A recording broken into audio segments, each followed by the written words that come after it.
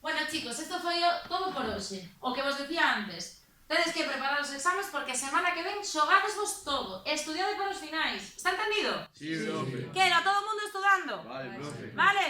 Boa fin de a todos. Buena Hasta logo. fin de, profe. Estoy nerviosísima. Tengo que recuperar física, mates e inglés. Tengo todo el fin de semana para estudiar. Me temo que los nervios me jueguen una mala pasada. Bueno, mujer, no te pongas así. Si suspendes no pasa nada. Tienes la opción de tus padres para poder trabajar. Pero es que yo quiero seguir estudiando, sacar el bachillerato, irme a Santiago a la universidad, ver mundo. Bueno, ya estás con tus fantasías. Por el camino que vas ya te veo preñada antes de lo que piensas. ¿Pero qué dices? Tú flipas. Te he dicho que voy a seguir estudiando. Bueno, no te pongas así, mujer. ¿Tienes la regla o algo? Esos humos, yo solo estaba bromeando un poco. Sinceramente, Gonzalo, ponte a estudiar y déjanos en paz. Nosotras valemos para lo que nos propongamos.